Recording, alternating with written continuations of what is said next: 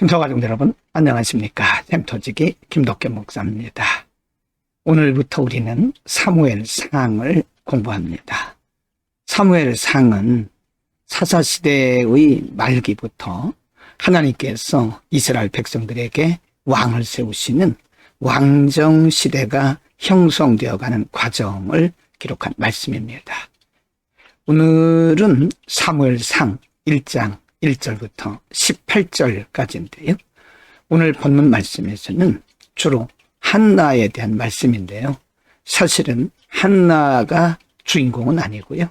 하나님께서 그 시대를 이끌어갈 하나의 인물을 태어나게 하기 위해서 하나님께서 어떻게 역사하시고 간섭하시는지를 보여주는 말씀이고, 한나를 통해서는 하나님을 향한 견고한 믿음의 중심에 대해서 우리에게 가르치기 위한 목적이 있습니다. 1장 1절부터 4절까지는 엘가나와 그리고 한나의 가정에 대해서 잠시 소개를 하고 있습니다.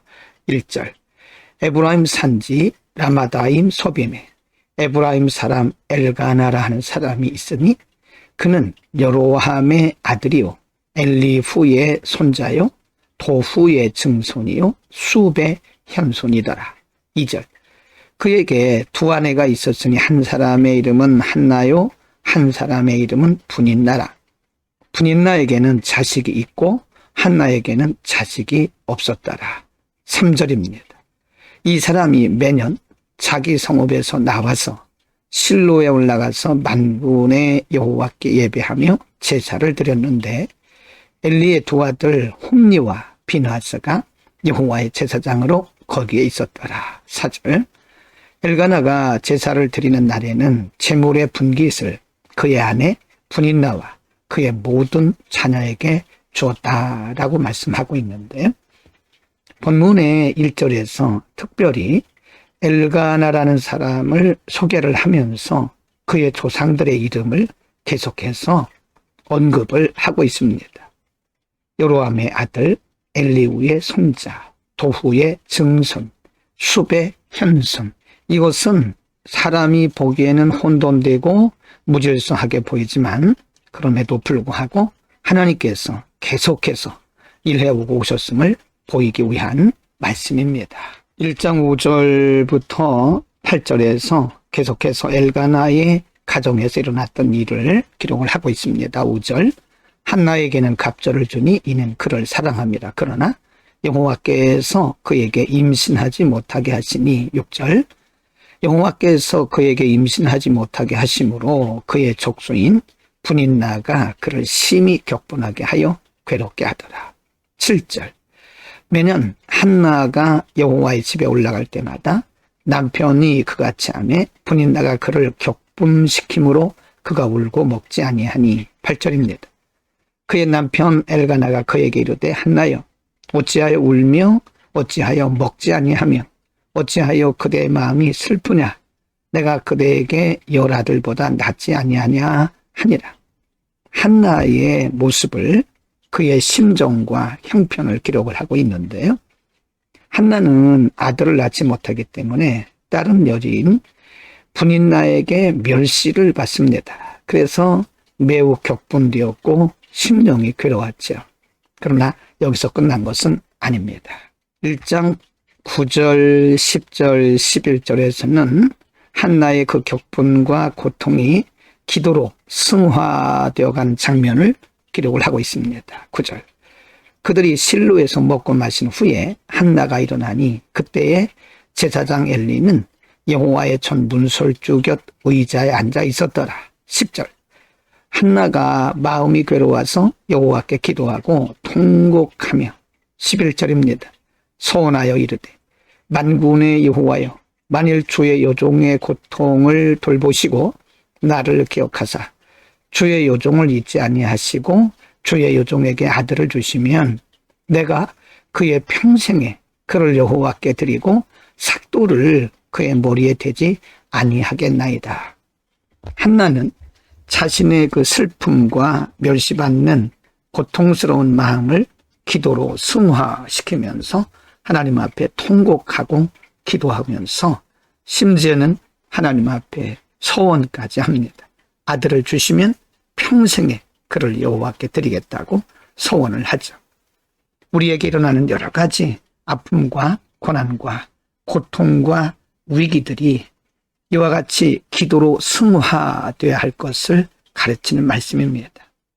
1장 12절부터 18절에서 엘리가 한나의 이런 모습을 보고 하는 말과 그리고 엘리의 그런 말에 대해서 한나의 대답이 기록이 되고 있습니다. 12절, 그가 여호와 앞에 오래 기도하는 동안에 엘리가 그의 입을 주목한 적. 13절, 한나가 속으로 말하며 입술만 움직이고 음성은 들리지 아니하므로 엘리는 그가 취한 줄로 생각한지라. 14절, 엘리가 그에게 이르되 내가 언제까지 취하여 있겠느냐, 포도주를 끊어라 하니. 15절입니다.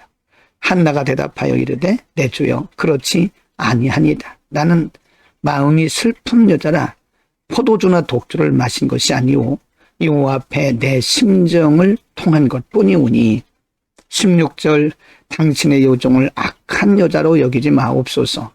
내가 지금까지 말한 것은 나의 원통함과 격분됨이 많기 때문이다 하는지라. 17절, 엘리가 대답하여 이르되 평안히 가라. 이스라엘의 하나님이 내가 기도하여 구한 것을 허락하시기를 원하노라 하니. 18절, 이르되 당신의 요종이 당신께 은혜 입기를 원하나이다 하고 가서 먹고 얼굴에 다시는 근심빛이 없더라. 18절 말씀에 우리는 주목을 해야 됩니다. 한나는 자신의 형편을 다 하나님 앞에 아뢰고 소원까지 한 이후에는 모든 것을 다 맡겼기 때문에 집으로 돌아가서 먹고 얼굴에 다시는 근심빛이 없었다 그랬습니다. 한나의 믿음입니다. 한나는 기도한 것에 대해서 하나님께서 응답하실 것을 믿고 있었기 때문에 마음의 평안을 누릴 수가 있었던 것이죠. 오늘은 한나와 그의 가정에서 일어났던 일을 상세하게 상고를 했는데요. 사실은 한나가 주인공이 아니고요. 하나님께서 역사적 인물을 태어나게 하기 위해서 한나의 가정에 한나와 그의 가정에 하나님께서 하신 일입니다. 한나는 태어날 때부터 선천적으로 잉태할 수 없는 여인이죠. 성경은 하나님께서 그렇게 하셨다고, 잉태치 못하게 하셨다고 기록을 합니다. 하나님께서 그렇게 한나의 태를 막아놓으신 것은 하나님의 하실 일이 있었기 때문에 그런 겁니다. 우리의 인생 여정 가운데 때로는 우리가 인력으로 할 수 없는 우리의 힘도, 우리의 능력도, 우리의 지혜도 지식도 어떤 것으로도 할 수 없는 일들이 있습니다. 그것은 반대로 말하면 하나님이 일하실 차례입니다. 하나님께서 그 일들을 통해서 일하심으로써 하나님의 하나님 되심이 드러나게 하시기 위한 거죠.